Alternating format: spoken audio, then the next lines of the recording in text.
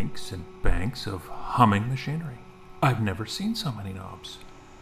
Here, try that button over there. No. Check that button over there.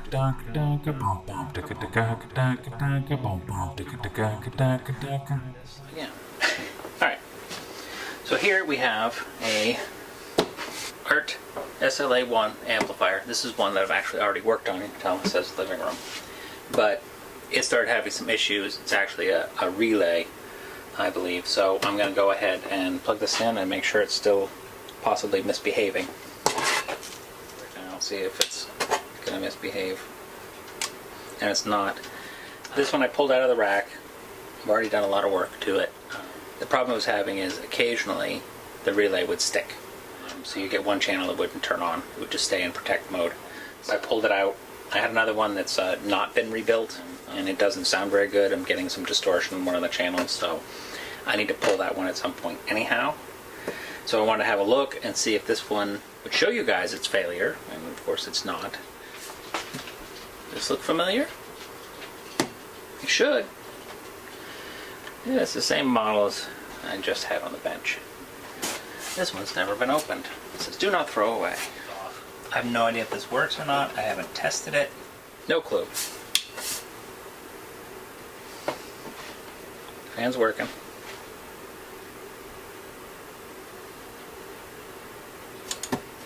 Wow, that took a long time to come out of protect. A little faster, but they're not even. Might have caught it just in time before I was going to have some trouble. So I am concerned that there was still some issues because one of them's slower than the other. The other amps I've got kick over really quickly, and the protection doesn't go one then the other. It's simultaneous. Still some age issues with this one, so I think I'm going to check and make sure I've got all the parts, but I might just go ahead and recap this one.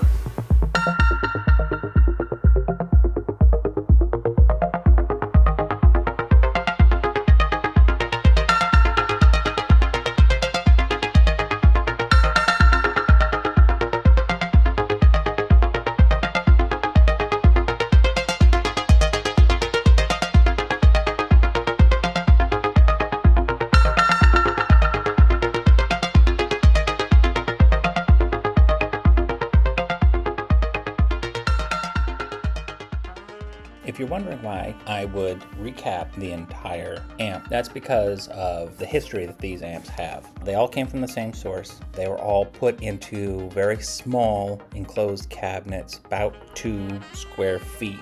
So heat is a real issue, and of course heat is going to destroy electronic components, particularly the electrolytic capacitors. I have several of these from the same source, and most of them had their main filter capacitors have a little bit of bulging.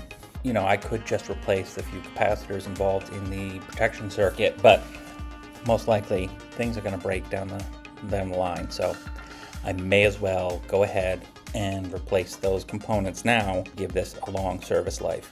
Additionally, other than the main filter caps, the rest of the capacitors in this amp are low voltage, low capacitance capacitors that are fairly inexpensive, even for high quality versions. And the amp itself had shipped with some cheaper brand ones. So, hey, you might as well put some nicer stuff in there, prove the amp just a little tiny bit more.